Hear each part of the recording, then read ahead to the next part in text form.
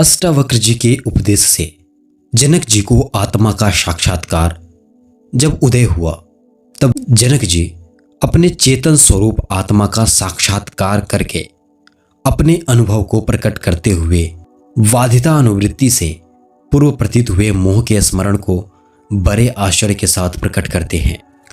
मैं निरंजन अर्थात संपूर्ण उपाधियों से रहित एवं शांत स्वरूप होकर, संपूर्ण विकारों से रहित होकर तथा प्रकृति अर्थात माया रूपी अंधकार से भी परे होकर और बोध स्वरूप अर्थात ज्ञान स्वरूप होकर इतने काल तक देह और आत्मा के अविवेक करके दुखी होता रहा।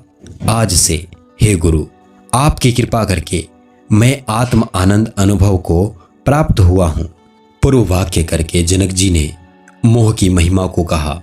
अब इस वाक्य को गुरु की कृपा से जो उनको देह और आत्मा का विवेक ज्ञान हुआ है, उसको सहित युक्ति के कथन करते हुए कहते हैं।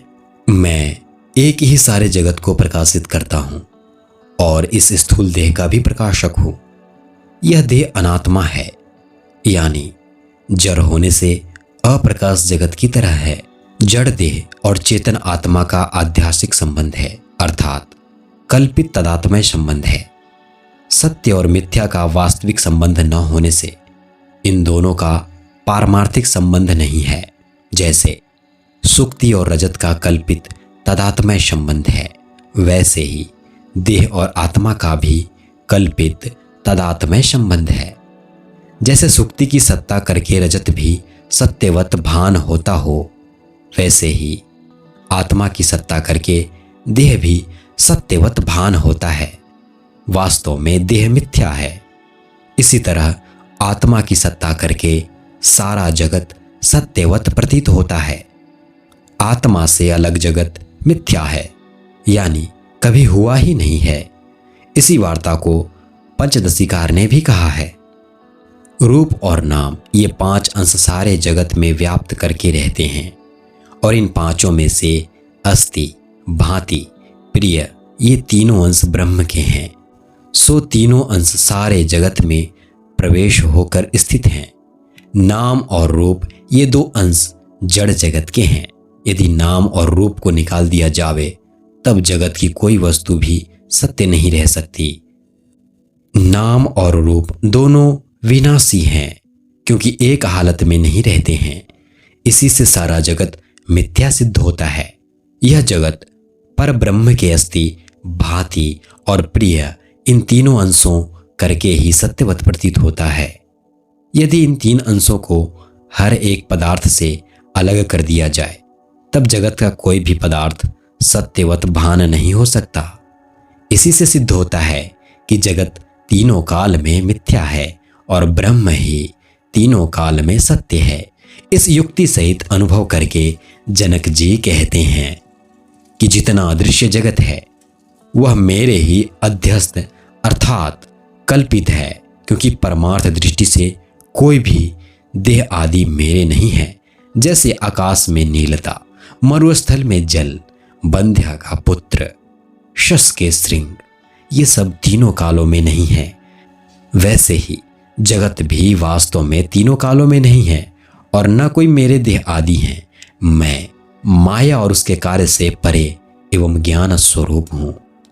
जनक जी फिर कहते हैं कि जो लिंग शरीर और कारण शरीर के सहित संपूर्ण विश्व विचार करके, शास्त्र और आचार्य के उपदेश करके और चातुर्य करके आत्मा से अलग अपनी सत्ता, शून्य आत्मा की सत्ता करके सत्यवत भान होता था, उसको मैं अब मिथ्या जानकर अपने ज्ञान स्वरूप आत्मा का अवलोकन कर रहा हूँ, क्योंकि आत्मज्ञान के अतिरिक्त और कोई भी आत्मा के अवलोकन का उपाय नहीं है। दृष्टांत, जैसे तरंग और फेन जल से भिन्न नहीं है, क्योंकि जल ही उन सब का उपादान कारण है, वैसे ही यह विश्व आत्मा से उत्पन्न है, अर्थात इसका उपादान कारण आत्मा ही है। इस कारण ऐसा जो जगत है वह भी आत्मा से भिन्न नहीं है। जैसे तरंग बुदबुद आदि में जल अनुगत है, वैसे स्वच्छ जल, वैसे स्वच्छ चैतन्य भी संपूर्ण विश्व में अनुगत है। जैसे कल्पित सर्प अपने अधिष्ठानुभूत रज्जु से भिन्न नहीं है, किंतु रज्जु रूप ही है, वैसे कल्पित जगत भी अधिष्ठान अनुभूत चेतन से भिन्न नहीं है। जैसे स्थूल दृष्टि करके तंतुओं से विलक्षण पट प्रतीत होता है, परंतु विचार पूर्वक देखने से तंतु रूप ही पट है, तंतुओं से भिन्न पट कोई वस्तु नहीं है। वैसे ही स्थूल दृष्टि द्वारा देखने पर ब्रह्म से विलक्षण जगत प्रतीत होता है, परंतु युक्ति और विचार से आत्मरूप ही जगत है।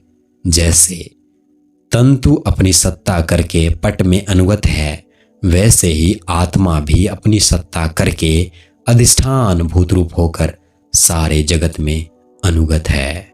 आत्मा करके सारा जगत व्याप्त है।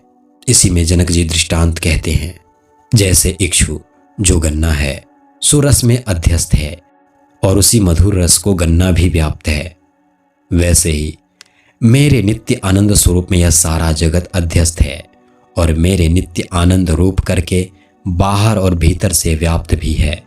इस वास्ते यह विश्व भी आत्मस्वरूप ही है।